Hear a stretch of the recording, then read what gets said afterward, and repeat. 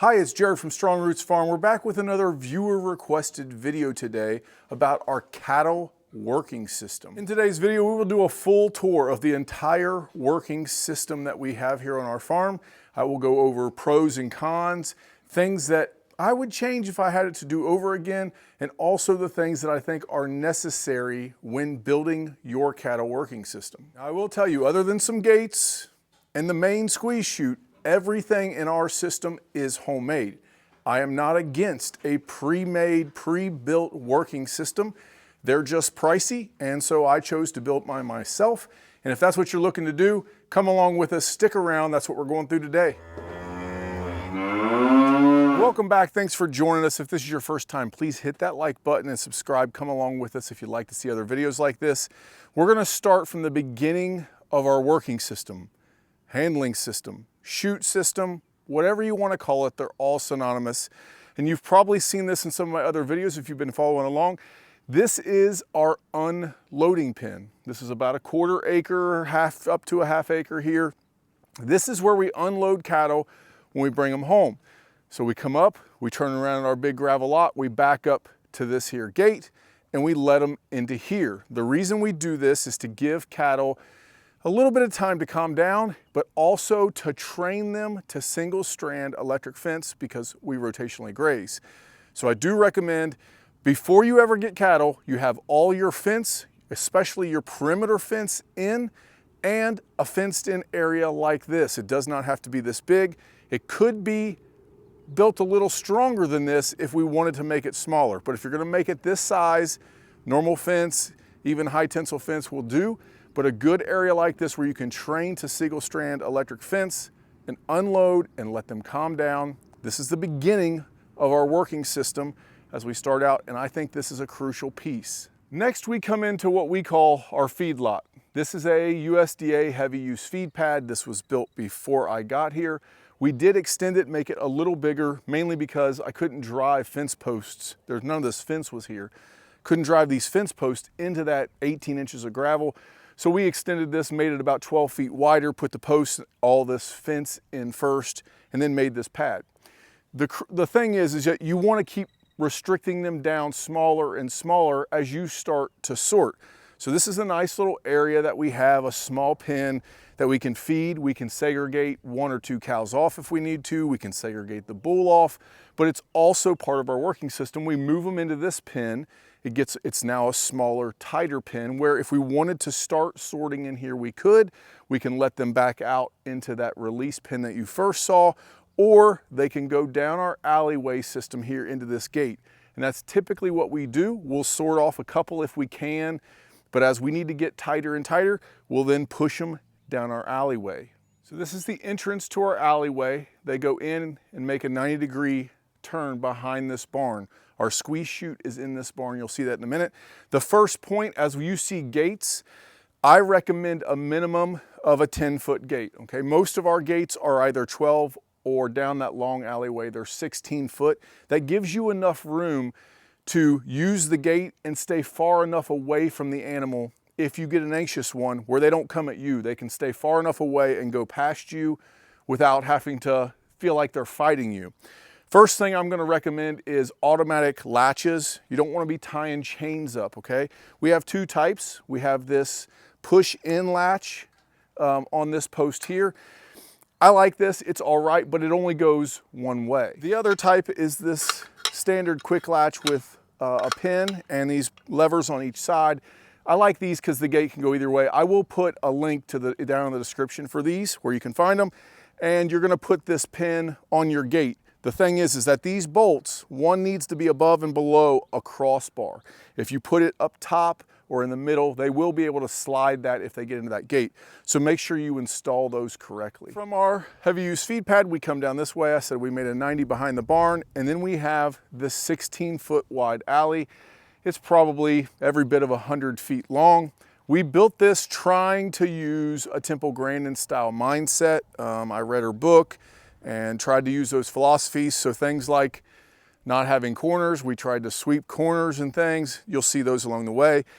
I did build this out of fence posts. These are 8 foot. They're driven pretty far into the ground. Woven wire fence, there is no electric in here. We're not going to add stress by adding electric bumper wires on the inside of our alleyway, but there's electric on the outside of this fence for when they're in this field here. This is woven wire, and then we made it a little taller, so you can see there's 2 strands of barbed wire up top.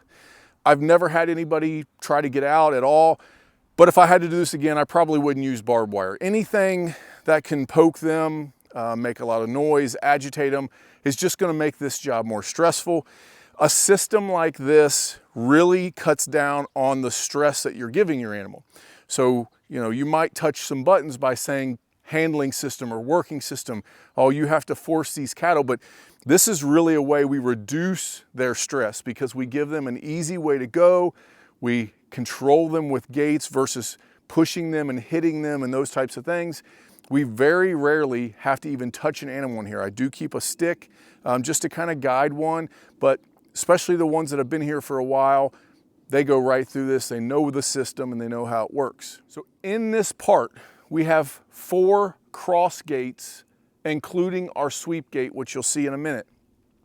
I don't think you have to have this. I like that ours is this big because I can put 30, 40 head in this at one time in different sections. So we'll run 3 or 4 in from the heavy use pad, and then we'll push them to that end and put them in the first pen. And then we push 3 or 4 more in, then 3 or 4 more in, and then the remainder kind of go in this area here. If you put more than 3 or 4 in a section, which there's 20 feet or so, maybe 28 feet between each gate, they get a little tight and they want to wrestle with each other. Whereas if you get 2, 3, 4, they seem to just okay. It's easier just to cut that one out, the one that you want, and push them on through. So that's just a recommendation as you're working. So I'm going to try to demonstrate this a little bit just to kind of show you this distance is kind of important. So we're at 28-ish, 25 feet, but it depends on how wide your alley is. We have a 16-foot wide alley with 16-foot gates. And so when you're opening this gate and think that there's 4 animals in here, you're going to work the gate towards the animals, or at least that's what I do. And then I cut off one and let them run past me. And then I'm pulling the gate back shut with me when I go and push that animal into the chute. The crucial part though is as I open this gate, how close when I'm at the end of this gate can I get to that gate? So as I'm here, I have a 6-foot stick or 5-foot stick, and I'm pushing, and there's some animals in here, and I just lean up and I move one out and let one go past, and then I hold that stick across and I work my way back, and the rest of them stay, and the one that I want goes on. These could be a little tighter. You could get a little closer so that you could almost, when you're holding on to this, reach back there. So when there's one, it's not a big deal. I take my chain and I leave my gate open and I just walk back to that corner and they come past. But when there's 2, it gets a little hairy this far, because if they stay back against that other gate, then I have to hook this gate to the fence, walk back and try to get one, and then block one. So if this gate, this is something I might change, move these a little closer so that I could reach that other gate with my stick, or at least be closer to it. That's something I would change. The other thing I would change is the material in which I build a little bit. Now, we wanted to save cost. We've worked a lot of cattle. So we work 3 or 4 times a year, depending on the situation. And there's been upwards of 78 head on this farm, but typically we're working 30 or 40 at a time.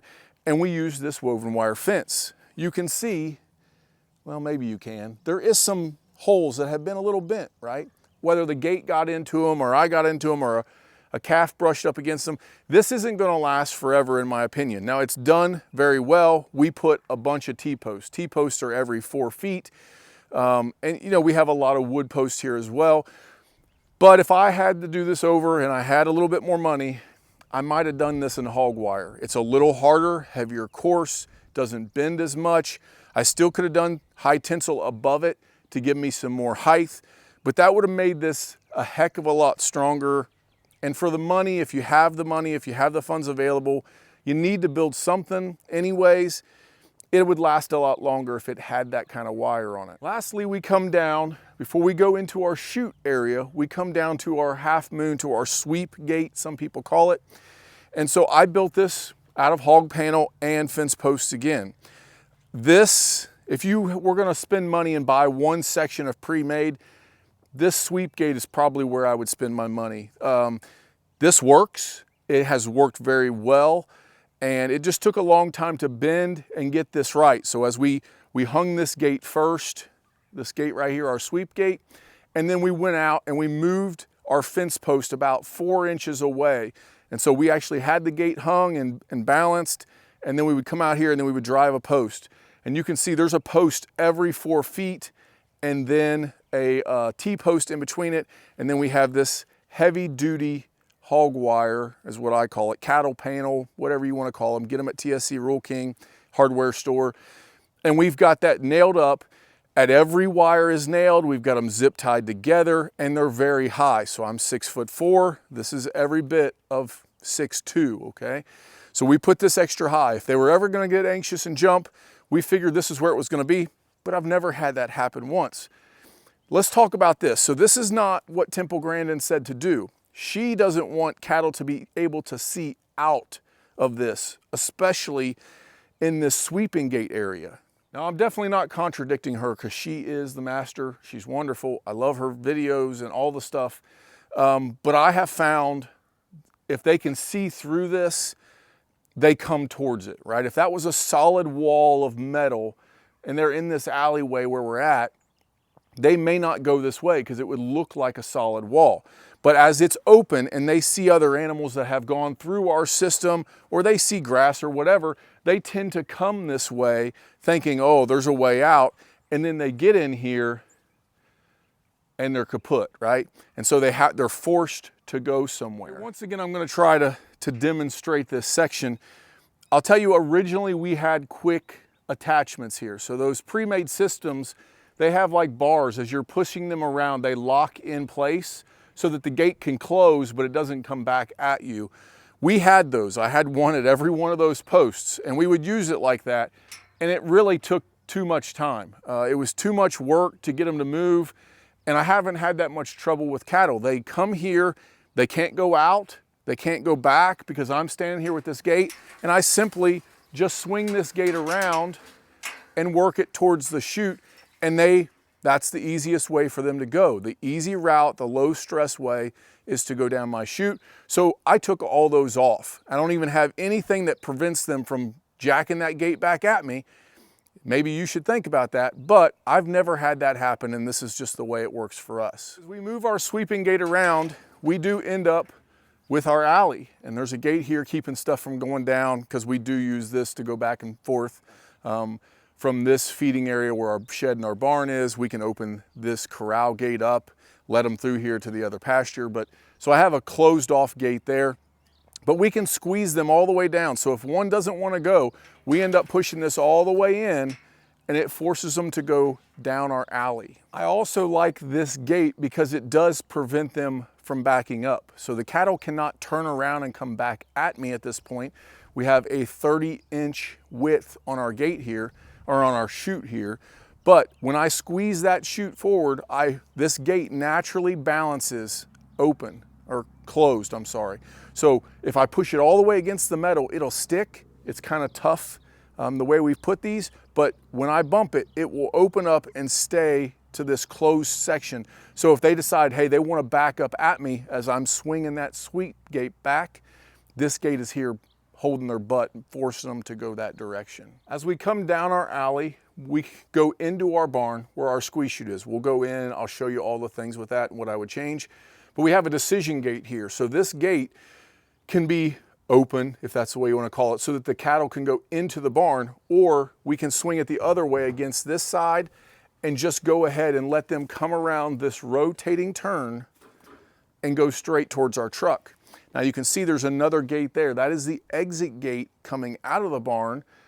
If we're gonna have them go straight to the loading truck, that gate gets opened the opposite way. But right now it is set so that they could come out of the barn because it's set to go in the barn. Just to kind of show you the construction of our chute, we have posts every 6 to 8 feet, and then a T-post in between. I'm not sure the T-post was really needed.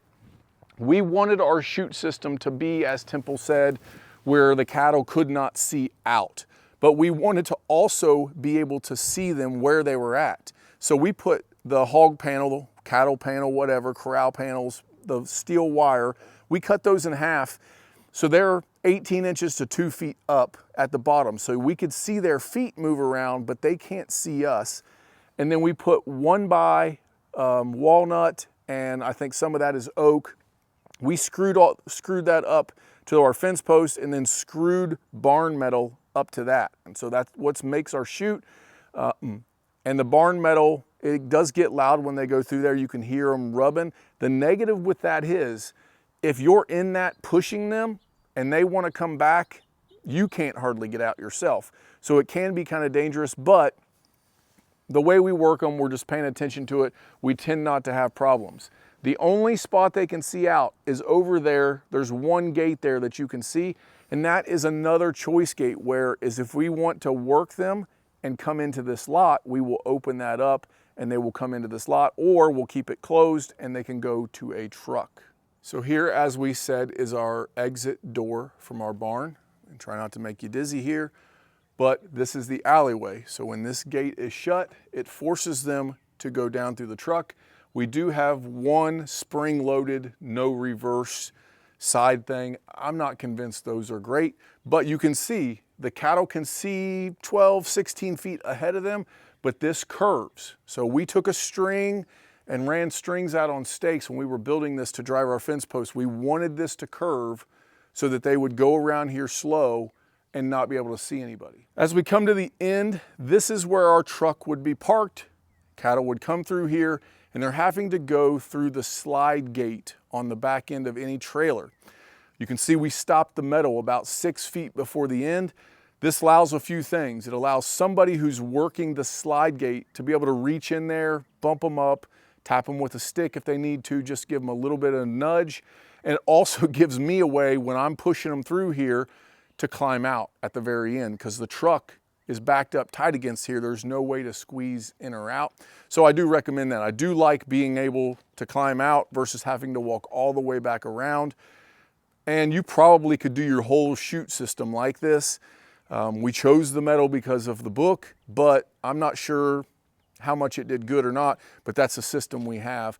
And I think I would change this if I was only gonna work cattle. Our chute is nice. It's set at 30 inches versus a V section where you would probably go at 24 inches if they were V'd, and then 36 to 38 inches at the top. We chose to go 30 inches. Some spots down through there we weren't perfect. It got to 32 inches after the metal was on and stuff. But that's tight enough to keep them moving. You can get a big cow. Small, teeny calves, we have noticed, can get turned around at that 30 to 32 inches. But we also wanted a chute that we could load hogs with. So in that instance, for us, we chose to go this route. But if I was only gonna work cattle, I probably would have a 6-foot gate. So 6-foot wide chute system with gates, the entire width of my cattle trailer, and I would use the large open gate, kind of like the stockyards uses. We would use those gates to push them up in the trailer, and then the last one, the gate on the trailer, would actually swing and shut the rest of them in there. I could hold, you know, a group of them, let's say 4 to 6, and then push them up in, shut the cut gate in the trailer.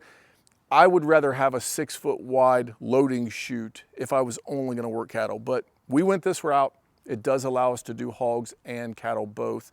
You can notice we do have a little lip. It raised it up about 6 inches. We do need to add a little rock there, it looks like.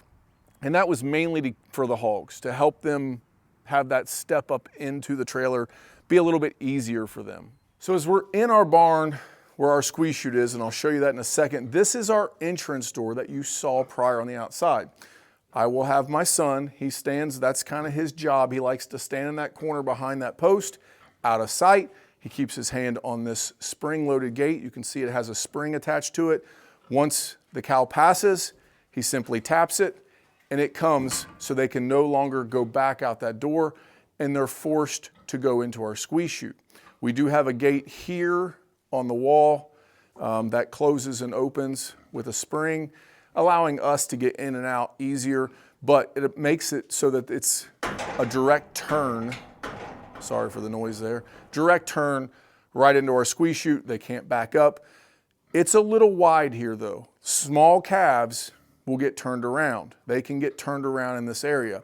What I find though is small calves are less likely to not want to go in there. They tend to go in there a little easier, whereas if you get one that's hesitant to go in there, they can't back up and turn around. That's usually my bigger cows. This is our Powder River squeeze chute. It's not a bad chute. It works fairly well. It was here when I bought the farm, not in this location. He had it set up on a fence outside and he would use gates and try to push them in here. We chose to move it in a barn, which I really like and I would recommend for anybody else to do. It protects your investment on your squeeze chute. There's a lot better ones out there. So there's a lot nicer and newer and better squeeze chutes, but they're expensive. I had it, I reworked it, put some new bolts in it, lubed everything up, which is something I would recommend you do before you work them every time. Little WD-40, make sure everything's going well. But they'll come in, the head gate is open right now, but I have somebody back here working. We call this our vet station, but we got some rubber mats, it's all rock back here. But this is where typically my wife is, and she'll pull the bar and squeeze them down once they get locked into the head chute. Now the exit from the head chute is not tight at all. There's lots of room here. They can turn around in this area, and I kind of really wanted that. I wanted them to come out, feel like there was a lot of room for them to come out and kind of catch their breath. You know, if they're agitated in there, you can release them. They'll jump out into this area and say, okay, now where do I go? And the exit door, which is always opened, is the easiest way for them to get away from us. They go right out of this. We have our working gate here, no latch, it's just a spring that keeps them from going back into us. But this also gives us room to work here at the head. So we get them, their head in the head chute. They're locked in here. This is where I can tag. If we need to do a blood test on an ear, if we need to give some Nasogen or check their teeth or whatever we're doing, we can do it all from this area right here. We've never had to use this, but I have this gate here that is chained and it opens up easy with our breakaway. So there is an emergency breakaway side that will open against that post, and then this gate opens against that. So when I was watching videos on head chutes and how to do this, if a cow would get down in there and couldn't get up, we would have to open that emergency side up to help them, and that gate would then open against that, allowing them to go in this exit and not go out into our barn. So I built it like that, but I've never had to use it in any time I've ever worked animals. And I've worked animals for other people. They will bring a trailer load of animals here, just use my system and work them and then reload them. Nobody's ever had to use that, but I did build it in here. So we have lots of light. We have water eventually. I've got a sink to put in here. We can wash our hands. We keep all of our tags and gloves and all the stuff that we use in here. It's nice to have a pegboard and a calendar and all the things in here. So I was really happy with this area. But one thing that I would do differently. So originally when we built this, we had our scales mounted to our squeeze chute. So we zeroed out the chute and it was on blocks. And then whenever the animal was in there, we had our weight scale up here and it would tell us the weight of every animal. Well, with that, it does not allow you to mount your squeeze chute to the ground, or if you just simply put it in rock, it's really hard for it to move at that point. But it was on these 4 pegs. We no longer do that because it broke over time. As they get in there, if you get an agitated one, they would jog back and forth, and those little bolts that hold those scale legs, they just can't handle that much pressure. Whereas if you just had a scale platform that they stood on and they weren't locked into it to jog their body weight against it, they wouldn't tear up as bad. So if I had to do this over again, I would have a 10-foot section of chute that was straight into this with a locking gate in the front and the back of it, and that would be where my platform for my scale would be. So eventually, in that turn back here, that's where I'm planning on, either here or outside, building my scale back, and it's simply gonna be a platform that they stand on. If they jump off of it too quick, whatever it would be, at least it doesn't break my scale. We might not get a weight, but if you had some gates to put in front and back of them, that's really a better system. And as you look at pre-manufactured gate kits and chute kits, they have those. And so They've been doing this for a while. They know better than me, and they did it right. And I tried to go this route because I saw other people do it, and it just didn't work for us. Try it if you want, but I don't recommend to anybody put their scale on the actual chute itself. Well, there you have it. That is our working system. And you might tell it's extremely muddy here. We have had 6 inches of rain in the last 4 days. There's extreme flooding in the Cincinnati area. The Ohio River is up very high. And so as you noticed as we were going through, it was quite a bit muddy, more than we typically have. I allow grass to grow up in my chute system area. It is another little area that I can graze. Originally, when I built it, I put 6 inches of wood chips down, thinking that it would keep the grass down. I wouldn't have to mow or weed.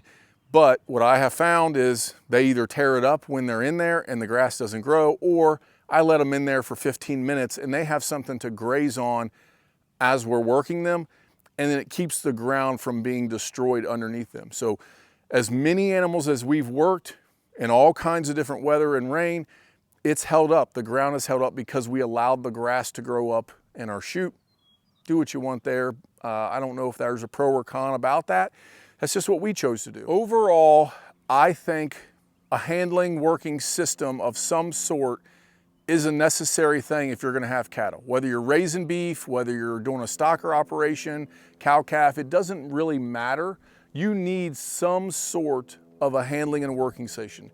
You do need a way to lock them in an area, to give a med under an emergency, to have a vet come in and preg check, to check things. You need something, maybe not this big, maybe not this extravagant, maybe better than this. You just need something to load and unload. You need something to be able to contain an animal and give them treatment if they need it. So whatever that is, the one thing I will tell you is if you're loading an animal up to go to a butcher, you've worked for 1.5 to 2 years on a grass-fed animal, and then you spend hours wrestling them and using gates and having all this problem when you load them to take them to the butcher. You have just put all this stress, all of this adrenaline into their body on the day that you're taking them. You did all that hard work, and then you put all that adrenaline into them on the day of loading. That is a bad thing. You want them to get used to being loaded and unloaded, that this is a low stress time. When we're taking them to the end of their life, they're gonna provide for us. You need to contain them, but it needs to be stressless. It needs to be low stress. That is the way you will get the most tender and the best meat possible. It is also the most kindest and nicest and best thing you can do for your animal. It's being a good steward, a good farmer, a good worker of your animals, caregiver of your animals. It helps when you have a system like this. You can do it with gates. I know people get by with it all the time, but I'm telling you, this is something that I think is kind of high priority that I would either have in place or have started at minimum before you get your first animal. Well, there you have it. That is our chute system. I hope that helps. Answer or ask questions down below. Tell me what you think of this, what you think I should change, or if I should change anything about our system. If you like it, if you think it's too expensive, too cheap, whatever you think, I'm open to those comments. If you have questions about what we did, what we used, how we did it, I hope I explained it well enough, but if you have questions, leave those and I'll try to get those answered for you. Thanks for following along with us. Let us know if we can help you. We're gonna continue to do videos like this as we get back to farm chores today. Thank you so much for watching and sticking around with us. Until next time.